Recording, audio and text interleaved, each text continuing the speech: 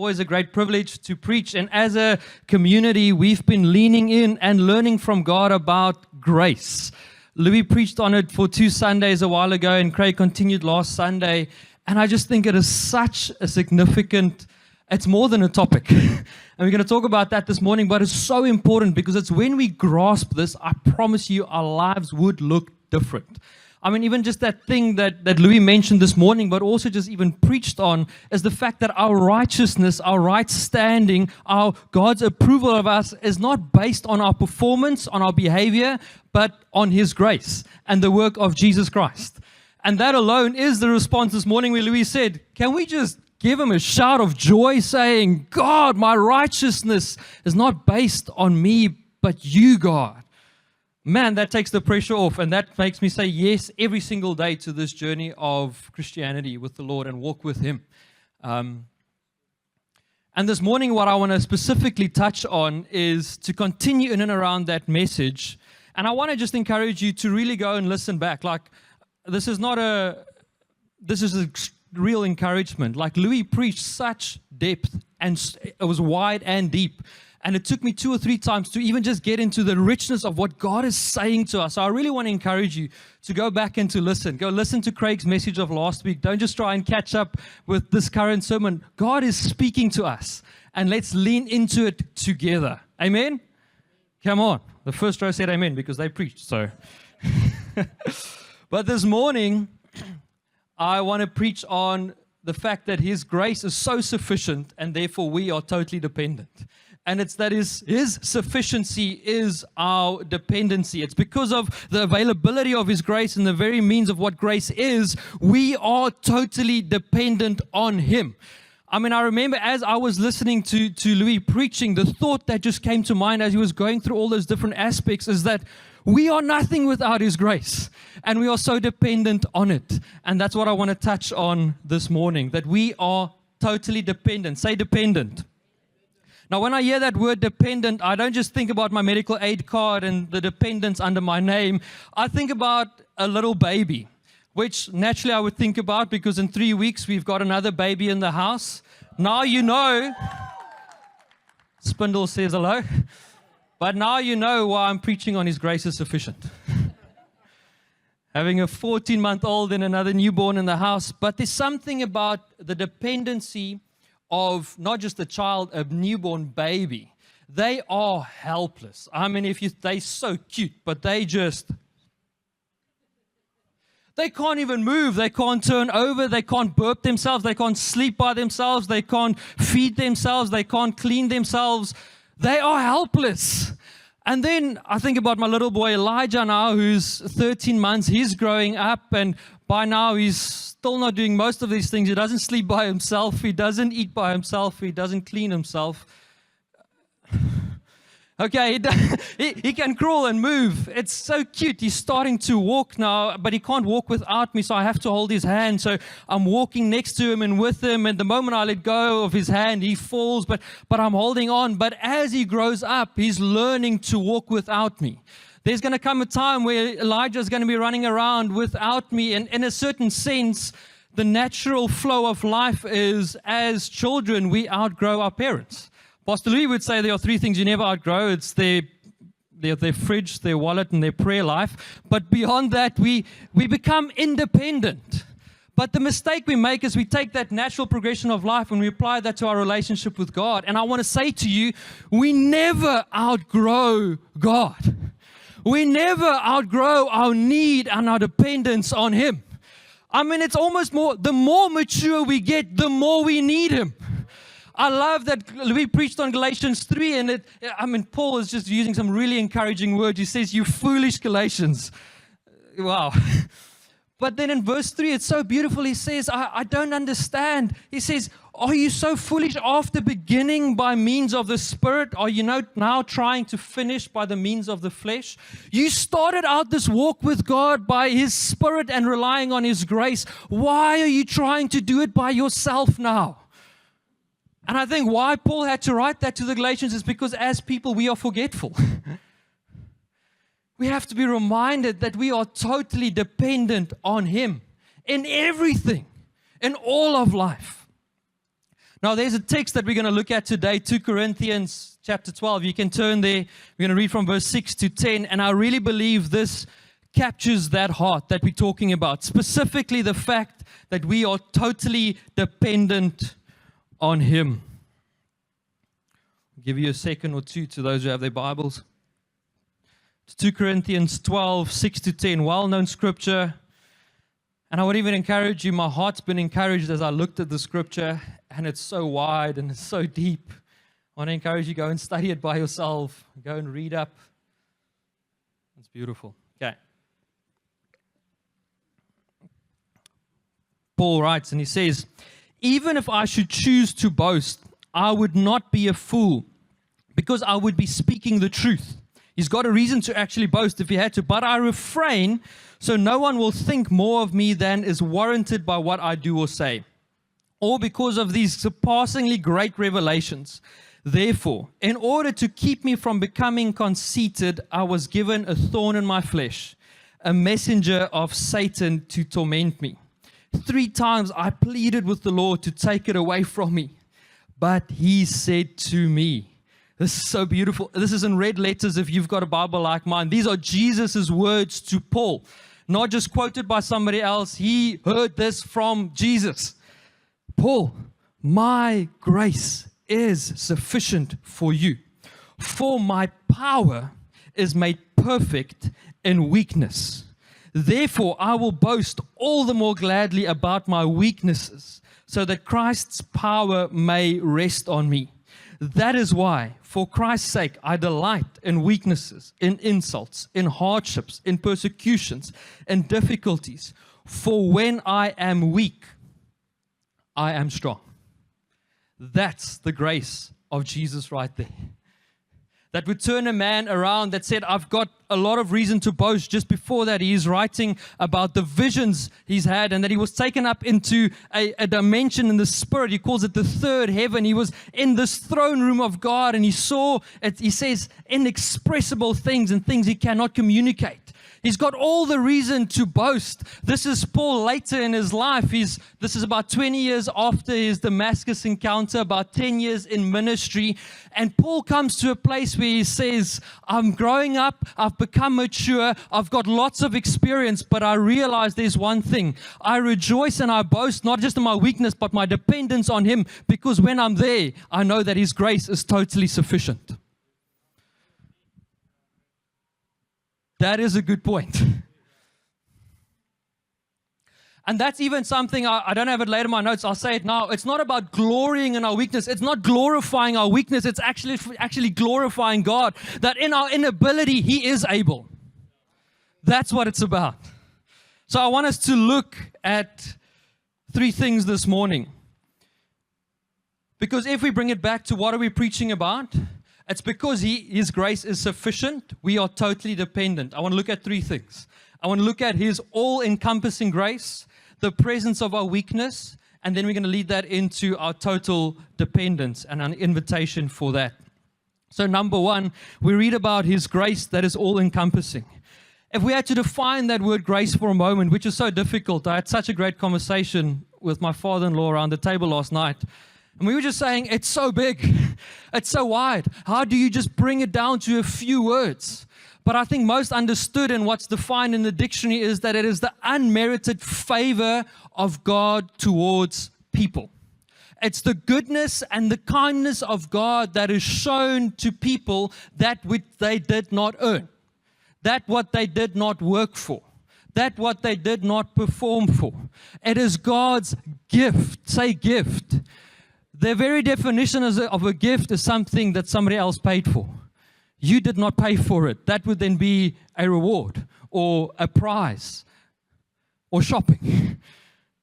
But it's a gift. It's given freely.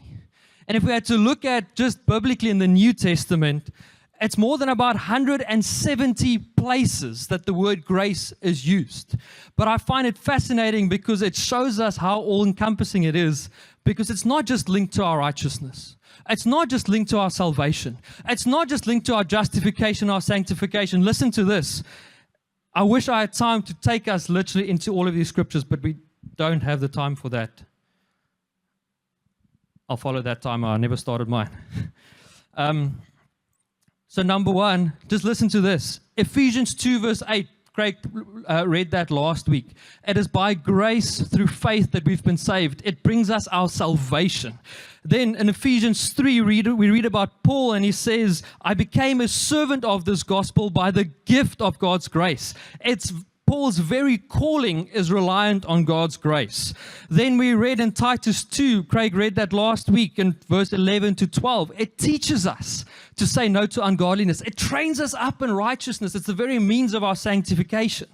In 1 Corinthians 15:10, we read about Paul, and he's saying about these other apostles, he said, what they call themselves super apostles, I've worked harder than all of them, but not by my own strength. He says, because of the grace of God in me, so it empowered him. In Romans 12 verse 6, we read, it says, we all have different gifts according to the grace given to each of us. In Hebrews 14:16, we read about how we can come to Him in our time of need. We are encouraged to come boldly into the throne room of grace in our time of need. In Romans 6:14, we read, it says that sin is no longer your master because you are not under the law, but under grace. It frees us from sin. In 2 Corinthians 8, we looked at that in the offering message last week, that it's the very grace of God that produces good works in us, that makes us a generous people. So I would say it like this, follow along. I almost want to take this as a journey, if you think about it, like this is the life of a Christian. Grace saves us, He calls us, He trains us, grace empowers us, grace gifts us, grace sustains us when we need help, grace enables us to overcome sin, grace produces good works in us. His grace is sufficient. Every single aspect of the Christian life is caught up in this beautiful invitation of relying on His grace. From salvation, to calling, to being empowered, to being overcoming over sin, to being trained in righteousness and in godliness and in holiness, to being helped in a time of need, all the way, the very last verse in the Bible is the grace of Lord Jesus be with God's people. It's the thing that will carry us to the very end. All of the Christian life is caught up in the goodness and the kindness of God that is expressed not based on our performance, but based on His nature and His character. Shabbat. I think Sarah might put it on the back, I appreciate Spurgeon. He says it quite well. It's a long quote, so I put it on the back for you. It says, O child of God, I wish it were possible to put into words this all-sufficiency, but it is not. Let me retract my speech. I am glad that it cannot be put into words, for if so, it would be finite. But since we never can express it, glory be to God, it is inexhaustible, and our demands upon it can never be too great. Yeah, let me press upon you the pleasing duty of taking home the promise personally at this moment. For no believer here need be under any fear, since for him also at this very instant, the grace of the Lord Jesus is sufficient. Spurgeon is saying basically this: I wish I could put it into words for you, but I'm glad I can't, because if I did, it was finite to your understanding, but it's greater than that. That's how all-encompassing this grace is.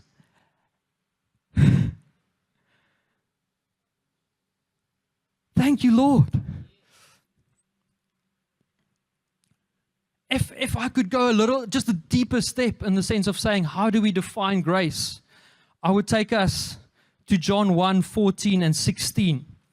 And it says in John 1:14, the Word became flesh and made His dwelling among us. We have seen His glory, the glory of the one and only Son, who came from the Father, full of grace and truth. Verse 16, out of His fullness we have received grace in place of grace already given. If you want to understand what grace is, study the life and the person of Jesus. I don't know which author it is, but many of them say grace is a person and His name is Jesus. Jesus is the embodiment of grace. if you just think about Jesus who came and it was given to a people who would reject him, that is the very essence of a gift being given, not based on performance. And the very way he lived his life and how he went around and he healed the sick, he raised the dead, he had compassion on people, he loved people, he walked with his disciples, he empowered them, he sent them on mission. Jesus is grace embodied. And if we want to understand grace, we should actually just go deep in our revelation of Jesus is. Because it's out of his fullness that we receive grace. So his grace is all-encompassing, all-sufficient, and therefore all-needed. Now, number 2, I want to speak about the presence of our weakness. And I think I won't hear a lot of amens in this one. I'm joking. But the reality, like for Paul, as much as for us, whether we like it or not, whether we believe it or not, we have weakness. We have insufficiency. We have, like Paul describes as thorn in the flesh, we have difficulties. There's wrestles, there's things that we process, things that we go through that torment us. That I think about the words of Paul, it tormented him. We all go through things in life. We experience weakness and difficulty.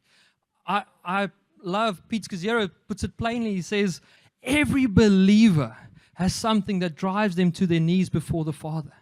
And whether it's for the one, it would possibly be an anxiety or a mental health issue. For another, it might be a family, maybe a rebellious child. For another, it might be disability. For another, it might be financial lack. For another, it might be an addiction. For another, it might be, based on that, guilt and shame. But there is within us a great need for God's hand of salvation. That's why I'm grateful that even in this text, Paul refers to a thorn in the flesh, metaphorically. You know, that it wasn't an actual physical thorn in the flesh. And I'm glad he did that. Because it leaves to us, if he gave the exact description of what it was, then we would think that's the only thing that his grace might be sufficient for.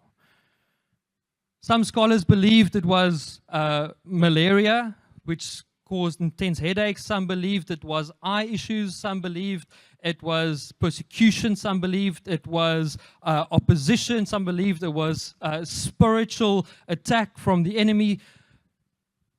And there's many different thoughts. I mean, I think the most logical conclusion would be that it must have been a mother-in-law. I'm just joking. I've got a great mother-in-law. But if we knew exactly what Paul's thorn was, then we would have been able to say, God's grace is sufficient for that. But now it opens it up for us to understand that in our weakness, it's all weakness in which God's grace is sufficient for. Not just physical healing, not just emotional healing, not just restoration in a family, not just in your relationship to God, but it's all encompassing. But it does beg the question that when we speak about weakness, we have to ask the question, where does it come from? And this is where we have to navigate this so clearly with sensitivity, but with great faith. That it says it's a messenger of Satan. And that's where we understand the text, John 10:10, come to life, where Jesus says, the thief comes to steal, kill, and destroy, but I have come that they may have life and have it to the full. You see, the reality is we do live in a world where there is an enemy that has an agenda that is against us. He wants to oppose us. He wants to offend us. He wants to oppress us. He wants to come against us. He wants to trip us up. At the same time, I would go as far to say, as with a thorn in the flesh, I don't want to give the devil all the credit. Sometimes if you run through a thorny bush, you're also going to get a thorn in your side. But life happens, and we are in this world where the enemy is out to get us. But then we can rest in the fact that Jesus is the one who comes to bring life and life in abundance. And that we have to understand, even in this text, that the thorn was from Satan. That when we read about Jesus in the Gospels, he says, I am the perfect representation of the Father. If you've seen me, you've seen the Father. I only do what I see the Father doing, and I only say what I hear the Father saying. And in his earthly ministry, when he was walking around the earth, he went around doing good, healing the sick, raising the dead, cleansing the leper, delivering those who are oppressed. That was the ministry of Jesus. I think about that one text, I think it's in Matthew, where it says, and all who came to him was healed. And that reveals to us the heart of Jesus, that he would take a circumstance and he would turn it around for good. It does not necessarily bring you into the storm. It doesn't necessarily bring the storm, but rather he takes us through a storm. Think about Psalms 23 verse 5, where it says, he leads me through the valley. That's God's heart. He wants to take whatever situation you find yourself in and turn that for the good. That's the grace. And that's why it's important. We've preached about this so much. I wish you were here at that kingdom course that Craig did. But we have to understand the reality of the already and the not yet. That God's kingdom has come in the person of Jesus. And through his cross, through his resurrection, through his ascension, and through Pentecost, the kingdom age has come into this age. Yet we're still waiting for the full consummation when it comes and we live in the new heaven and the new earth. That comes when Jesus comes again at the consummation at the end. And that's what we're waiting for, the marriage supper of the Lamb. And we live in this tension where we are waiting for it, but yet the kingdom has already come. That's why we do see great healing. We testified about that at the call conference. Great healings. People receive callings. A restoration of families. Deliverance.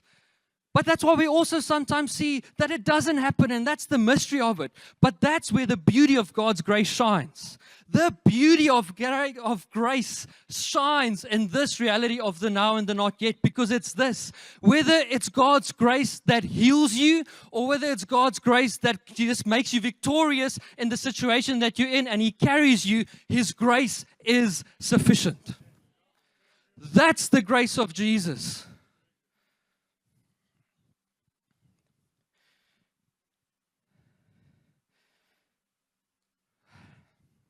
Romans 8:37, Paul writes and he says, no, in all these things, and he's speaking about the verse 35, he says, trouble, hardship, persecution, famine, nakedness, danger, or sword. In all these things, we are more than conquerors through him who loved us. That we can live in victory, irrespective of our current circumstances. And that his grace is sufficient to carry us in that. To illustrate this, I would take you to the story of Nick Vujicic. I don't know if you've heard his story before. He's an Australian evangelist and motivational speaker. He was born with a syndrome where he had no arms and no legs. He had but one foot and a few toes. And in our view, we would say that's failure. There's no hope.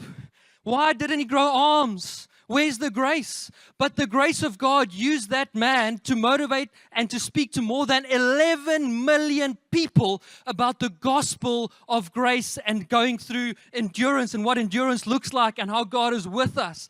The grace of God turns that man's life into a victory, not a defeat.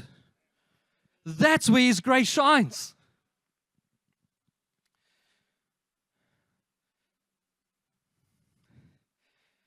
And that's why it's so important to understand this. When we speak about weakness, when we speak about difficulty, when we go through these things that Chanel spoke about this morning, that there are places in our hearts that we don't even want to open to the Lord because it's so tender and it's so tough. When we're faced with opposition, when we feel like there's no hope, there's no outcome. What we have to remember when it comes to weakness is that it was in our greatest weakness, in our place of greatest defeat, that Jesus came and he conquered. It's on the cross when we were insufficient to become justified before God, where Christ came and he became sin so that we would become the very righteousness of God in Christ Jesus. And it was in that weakest, darkest, deepest, most helpless moment of my life that Christ saved me there. And that gives me the hope and the courage to understand that whatever I'm going through here, His grace was sufficient there. I know His grace is sufficient now. If you go look at the text, the word, it says there in that verse, my power is made perfect. Say perfect. It's made perfect in your weakness. That word made perfect is the Greek word teleos, which is the same form where the word tetelestai comes from. And if you know anything about the word tetelestai, it's what Jesus said when He hung on that cross and His arms were stretched out wide and the sin of the world was upon Him, and sin and sickness and disease and death. And He looked at it in the face and He said, "It is finished." That's the word tetelestai. And what's important for us to understand is this, that when we face weakness, we can come back to that place of the cross where Jesus says, whatever you're facing right now, it is finished. It is paid for. It is dealt with. It is done with. Whether you experience the sufficiency of that in this very age where you see that healing, or if you see it later, my grace is sufficient. And because of my cross, you have been restored into your relationship with God. He will give you the strength to walk through this thing until the end of the age when you receive a new body, a glorified body, and where your healing does come. It is finished. It's understanding the power of the cross, that it's what Christ has done, that the miracle working power of that is released in our lives. It's resting back in that. And I felt this so strongly, and initially I veered away from it, but I feel I would just say this one thing. For us as a body, Louis spoke about the importance of understanding the simplicity of the cross. I felt this week God encouraged me about David's life, where he goes to God and he says, restore to me the joy of my salvation, of your salvation actually. Restore to me the joy of your salvation. And I felt the Lord say to us as a body, He doesn't want to restore to us our salvation because that hasn't changed. But He wants to restore to us the joy thereof, because when we live in the joy of our salvation, we live in the faith and the hope that whatever I go through now is...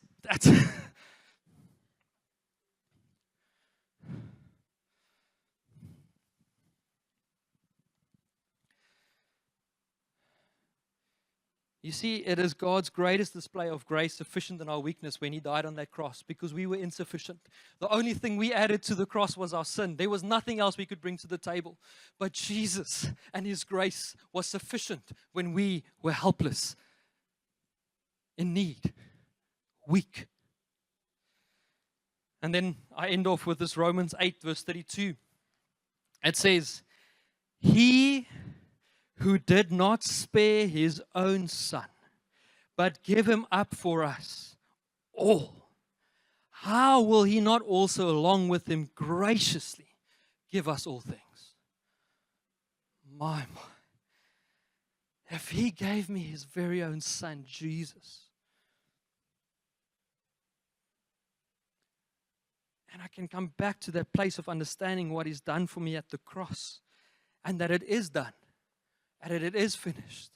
That releases the faith and the hope in my heart to understand that I can come to God because He graciously gives me all other things. And when we get to this place, when we understand the magnitude and the all-encompassing grace, the presence of our weakness, there is no other response of ours, like Craig preached last week. Our simple response becomes reliance. It's an invitation to complete and total dependence. There's three things I want to leave us with this morning, and how we respond. What does a life of total dependence look like? And if we look at Paul, there were three things that he did. It's number one, he did not rely on himself. He did not rely on his own ability. He came to that point where he said, I've now experienced Christ for 20 years. I've been in ministry for 10. I've had visions and revelations. But I want to tell you, my friend, that was insufficient. It's only God's grace. It's in my inability that I realize that He is able. And that He lets go of all self-effort, self-righteousness, that thought of that we quite well celebrate in our culture today of I've got this. The hidden secret is that we don't. But He does. And it's letting go of that. And I want to say to you that in this context, like I said, weakness, it's open in the sense of there's so much that we can put in there. That in your struggle, for instance, against sin, the only thing that will set you free is understanding the gift of grace. Not your self-effort of saying, God, I'm going to do this. I'm going to show you I can make this happen. Like, don't do it. But it's falling back and resting upon His ability. A simple example even is this, and I don't want to sit here for too long, but when it comes to preaching, I can depend so much on my hours of study and reading and even my prayer and still not rely on God. But I have to come to a place on Sunday and say, God, you know what? I realize I probably could have read up more. I probably could have prayed more. I probably should have. But I thank you, God, that your grace is sufficient to empower me, like it said about Paul. I can rest in His ability because our best effort is still insufficient. That's the reality. So we rest in His work and we let go of ours. In all things, remember, grace is now not just for salvation, it's in all things. We let go and we rest in God. We empty ourselves of our own ability so that we can be fully reliant on His grace. Number 2 that Paul did is he prayed. Family, I felt God encourage us to pray. Because if we truly understood what God has done here on the cross, then we would pray with the faith that God, anything is possible. You've made it all available. It's not, okay, well, because here's what's going to happen.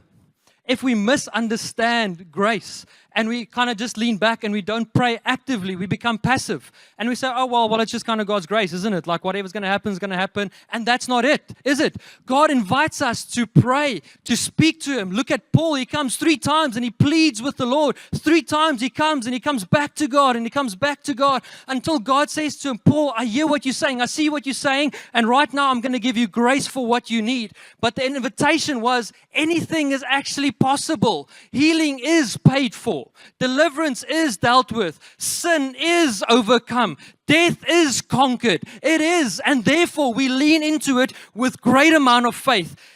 With all of our faith in Him and in what He's done on the cross. We pray with faith. We receive it by faith radically. Amen? Because otherwise we fall trapped to that danger of becoming passive in it and saying, well, it's just, whatever happens, happens. And that's not the invitation I see here. God, yeah. So my encouragement would be this. Don't rely on yourself and go to God. Pray.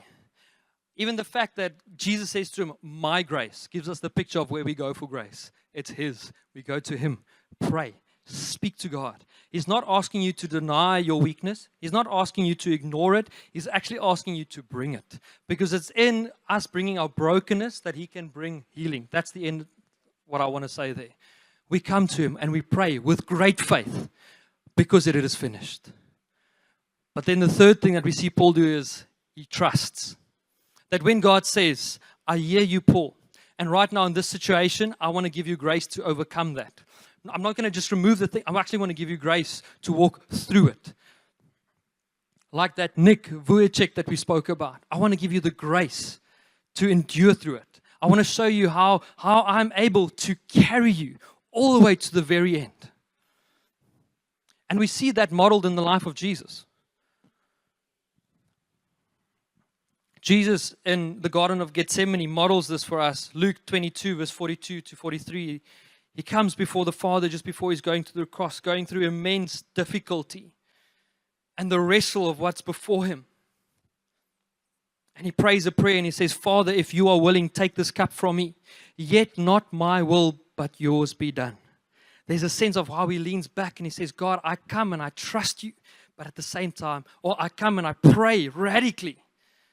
But then I'm going to yield and trust you with the outcome. And I'm not going to just so hold that outcome before you and saying, this is the way out.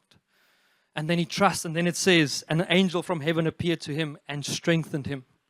And that's the picture that's modeled for us. In all things, we come to God and we pray with great faith. And we say, God, I know that all things are possible for those who believe. I know that these signs will follow those who believe. I understand that by your stripes I am healed. God, so by that I come by faith. And I pray right now and I receive it by faith. And then the response after that, in doing that, is then a trust and saying, God, but now I'm leaning into you. I'm leaning into your will. I'm leaning into your ability to, like he says for Jesus there, to strengthen him. Because that trust brings us to Romans 8:28. All things work together for the good to those who love him and are called according to his purposes. That we would believe that whatever circumstances we're going through and difficulty, that all things. Paul doesn't say most things. He doesn't say some things. He doesn't say the things that go the way we want it to go. He says all things work together for the good to those who love him and are called according to his purposes. That God can actually make good come out of that, what we're facing. So it's because his grace is so sufficient that we can be totally dependent and we fling ourselves onto the grace of God. Let's pray. Why don't you stand with me as we just respond to him? Father, I thank you this morning. I thank you, God, that you are speaking to us as a house about your grace. And I pray that you would do a deep work in us. God, that the purpose of gaining more understanding is not just so that we would know, but so that we could actually rely and fall back into you, God. I pray that you would make us fully and totally dependent on you. Even the very faith we need to put in you, God, we get from you. And I pray, like that father who prayed with the demonized boy and said, Lord, I believe, help me with my unbelief. In that same way, God, we come helpless, needy, in need of you. And we are dependent. And I pray that you would do a deep work. God, I pray that you would show us again, not just the simplicity, but the power of the cross and the gospel, that it is the power of God unto salvation, that we would see that cross as the point in which Jesus said, it is finished. Therefore, come to me, trust me, pray, and come with all your requests, like Paul encourages us even later. In all our requests, we come to God and we pray, and then we yield and we trust. We tune into your heart, God, and we bring what we have. And then we leave and we say, God, but would you strengthen us? In whatever way that looks like. That your grace is sufficient to see us through to the very end.